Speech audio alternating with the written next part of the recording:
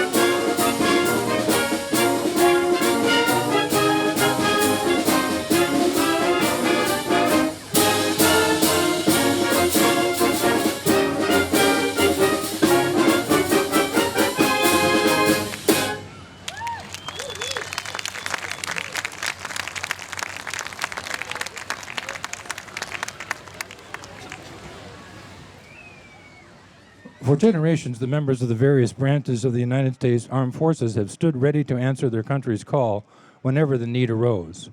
We are forever indebted to the soldiers who have served with bravery and heroism. To those noble men and women we dedicate our next selection, the Armed Forces Salute. In this medley, we find the Quezon Song of the U.S. Army, Semper Paratus of the U.S. Coast Guard, the Marines Hymn, the U.S. Air Force theme, and Anchors Aweigh for the Navy. We invite any current and former members of our armed forces to stand and be recognized when your branch's song is played. We invite the audience to applaud these brave men and women during the Armed Forces Salute arranged by Bob Loudon.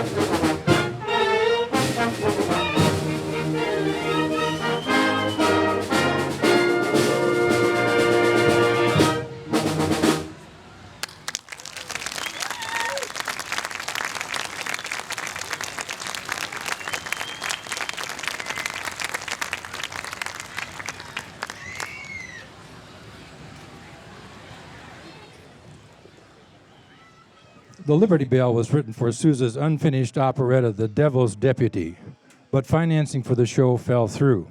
Shortly afterwards, Sousa and his band manager, George Hinton, attended the Columbian Exposition in Chicago. As they watched the spectacle America, in which a backdrop depicting the Liberty Bell was lowered, Hinton suggested the Liberty Bell as the title of Sousa's recently completed march. Coincidentally, Sousa received a letter from his wife saying their son had marched in a parade in honor of the Liberty Bell. Sousa agreed. He sold the Liberty Bell to John Church Company for publication, and it was an immediate success. The United States Marine Corps Band has played the Liberty Bell March at 4 of the last 6 presidential inaugurations. The march is often associated with the British TV comedy program Monty Python's Flying Circus, which used the piece as a signature tune. It was chosen because it was in the public domain and free from royalties, as there was no budget for theme music copyrights. The Monty Python mode of presenting the tune was a single strike of the bell, lifted from the third section and increased in volume, followed by a strain of each of the first 2 sections, followed by the famous stomping foot and a noticeably flatulent splat sound reminiscent of a whoopee cushion. Regardless of the tune's colorful past, it's a perfect title and a perfect tune for this 4th of July celebration. The Liberty Bell by John Philip Sousa.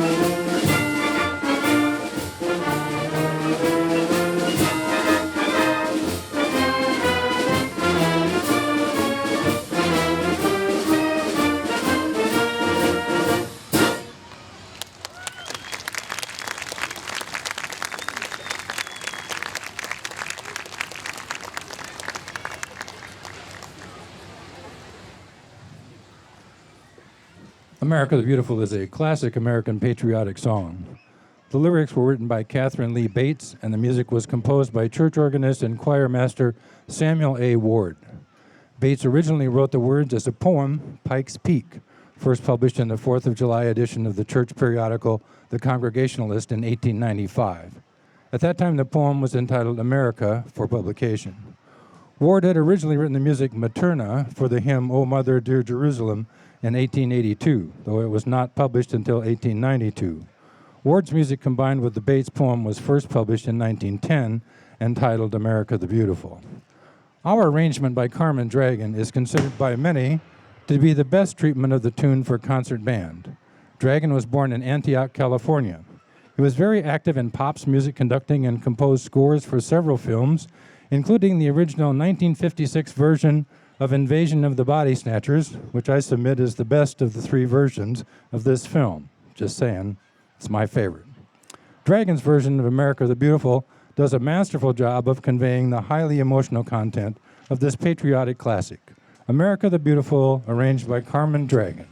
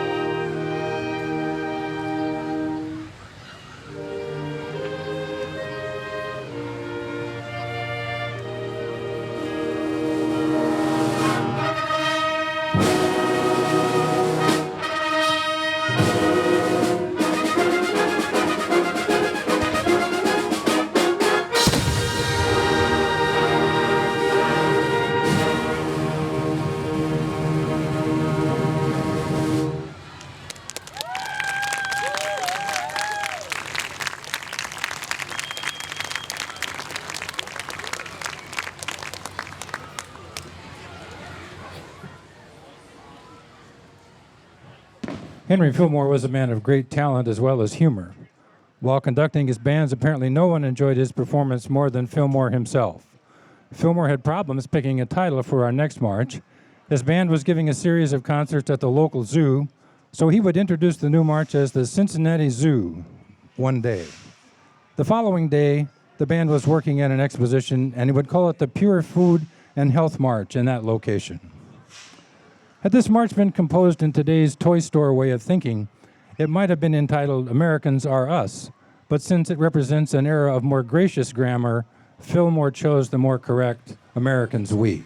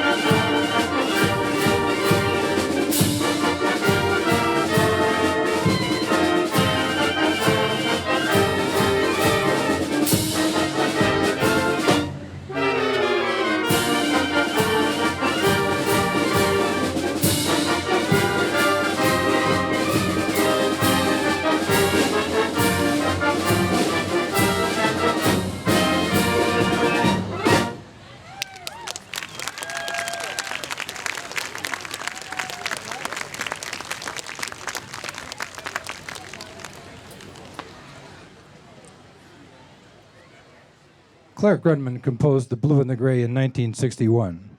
He was inspired to write this piece in honor of the 100-year anniversary of the start of the Civil War. The suite was composed to celebrate Lincoln's era and the American Civil War period. The popular selections for the Northerners were Marching Through Georgia, the Battle Cry for Freedom, while popular selections for the Confederates were Dixie, the Yellow Rose of Texas, and the Bonnie Blue Flag. Popular selections for all Americans were Kingdom Coming, Aura Lee, and Tenting Tonight. The split in preferences between Northerners and Southerners coincide with the divided nation during the war. Grunman was inspired to create a piece that was uplifting and heartfelt, and so he created a song to include folk songs and ballads. Although Grunman's work works are not performed quite so frequently these days, it must be said that he really knew how to compose for the wind band. We are pleased to bring you a Civil War memory, The Blue and the Gray by Claire Grunman.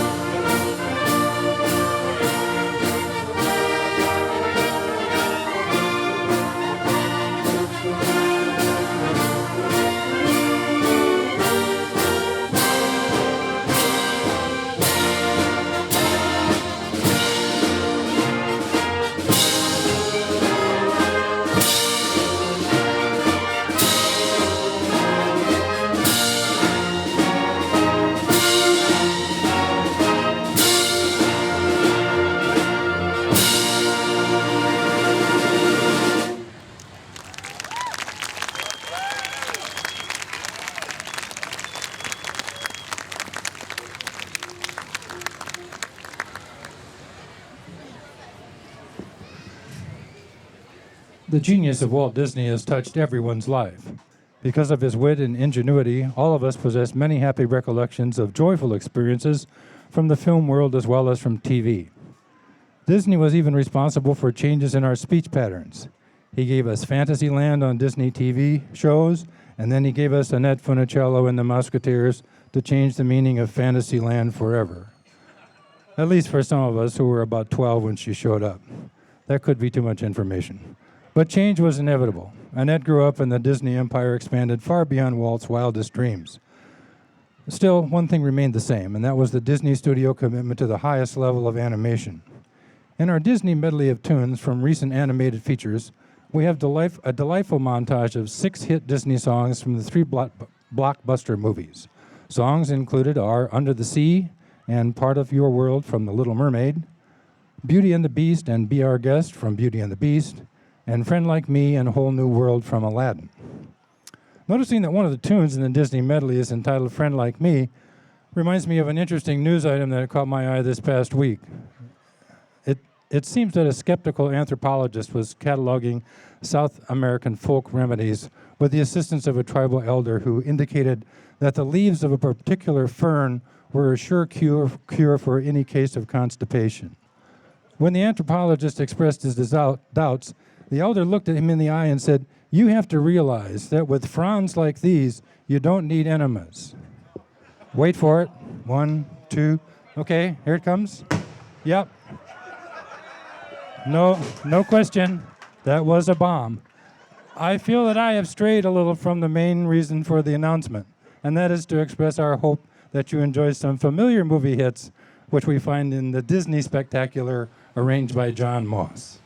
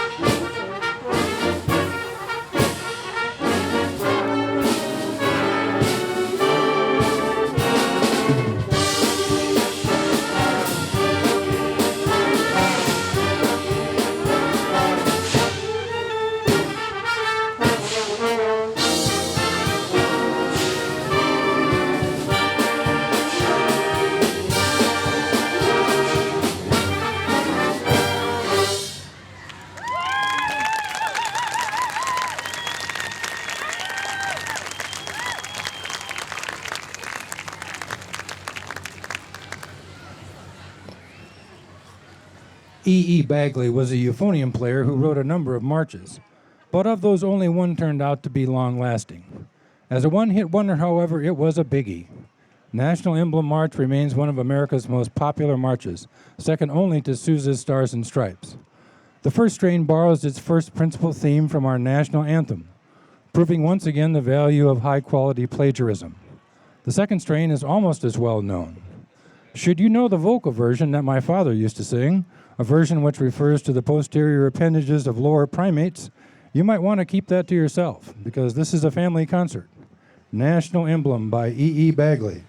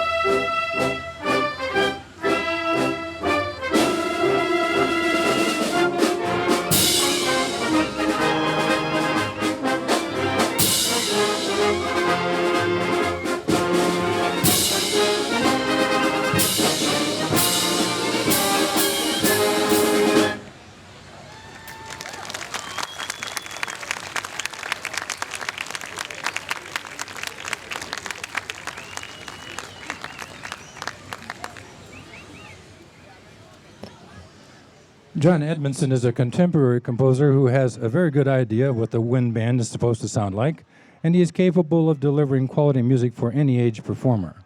Classic bits of American folk songs and patriotic tunes found in American Tribute include The Girl I Left Behind Me, When Johnny Comes Marching Home, Shenandoah, American Patrol, and America. This is an American Tribute by John Edmondson.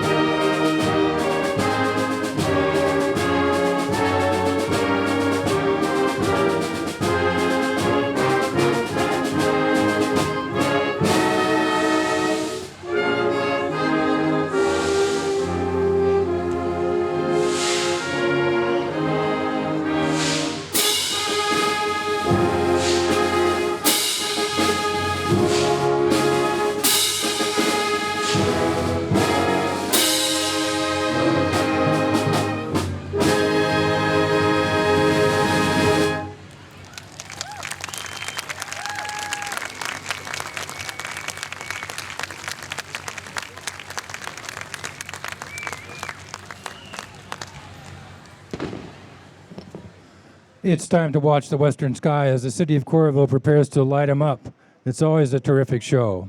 I'm sure we all realize Coralville knows how to party, and we have enjoyed every minute of being a part of it. Thank you very much for being such a fine audience. Our thanks to Maestro Med, band president Steve West, band manager Bob Brady, and equipment manager Steve Martin. We close with our usual final selection, Sousa's Stars and Stripes Forever.